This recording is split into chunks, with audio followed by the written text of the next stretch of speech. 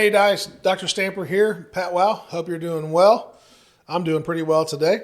Going to answer a quick question, common question, hard question, heartbreaking question that we probably, if you're and had pets some of your life, probably had to deal with before. So, how do I know when it's time to say goodbye to my pet? So, of course, the easy answer is contact your veterinarian, talk to them, have that discussion. That's a hard thing. So, some common things that I see is deteriorating quality of life. This is kind of a tough one, but I always tell people, if your quality of life is affected by your dog's quality of life, he or she is probably not happy either.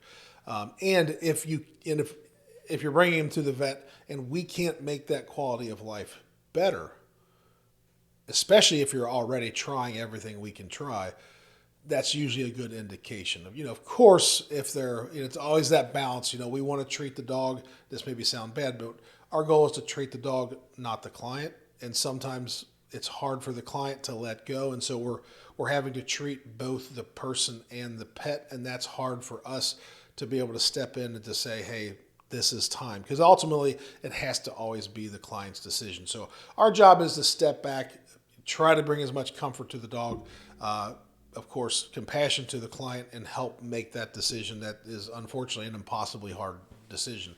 And it should be. It shouldn't be easy to make this decision. If it's easy to make this decision, you kind of question how much do you care? So, obviously some things, easy things, intractable pain, if they have a known condition, make sure you're clear on, say, for instance, if your dog, this is terrible, but if your dog has cancer and it's, what type of cancer it is, most common conditions have a common outcome. So, to be really clear with your veterinarian, like, what am I going to see?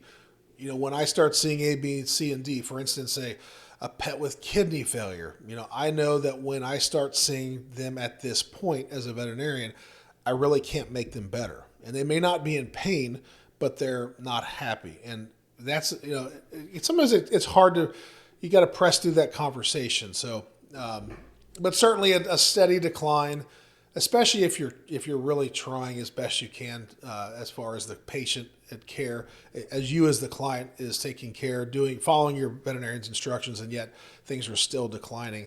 Oftentimes it becomes a really difficult decision. So a common one I had to deal with not too long ago, my last dog, Hank, lived to be 18. He was a lab. Had him all through vet school, some of undergrad, all of my vet school. I think 7 or 8 of my kids, he was there when they were born in the house. So, he just got old. And so, of course, getting old and arthritis, it doesn't happen overnight. So it's a really common thing, especially for him as an example in large breed dogs, when to make that decision. You don't want to do it too early and you don't want to do it too late. And so, what we typically do in a case like him is we'll put him on medications that helped. And he was starting to struggle, so we got him on some arthritis medications. He got better. He went probably a year and a half, 2, and there was kind of a steady decline. So we kind of moved up to the next tier of medication options, and he improved.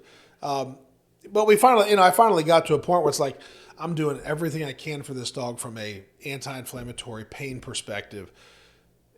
And my options now at this point are, say, morphine, and I'm not going to put my dog on morphine because that would be more me caring more about me keeping the dog around than him. So that's when I made that decision. It was like, he's been comfortable. Now I've tried everything I can, and there's no other option that's going to create a solution for him. So that was time to say goodbye. It's not an easy answer. Every patient, every pet has different issues, problems. You get into like dogs, young pets that are having, medical issues, health. In our world, we have to talk about finances, and sometimes people can't physically or financially take care of the pet. And so it sometimes becomes a situation where, what do we do? Because if the pet is deteriorating and yet we can't help the pet because of finances, that's all a thing that we have to do. And that sometimes it's right by the pet to have to make that decision, sometimes for things that we have in our own life environmentally, like finances. So it's hard. Veterinarians have an extremely difficult job and having to work through their patient care and yet also be with the client, be compassionate, understand their situation, not judge. Our place isn't to judge. Our place is to just try to help as best we can and help them make the decisions best they can. So talk to your veterinarian. But if you're not clear on something, talk to your veterinarian again. Talk to him again. Don't be satisfied until you're sure that everybody's on the same page.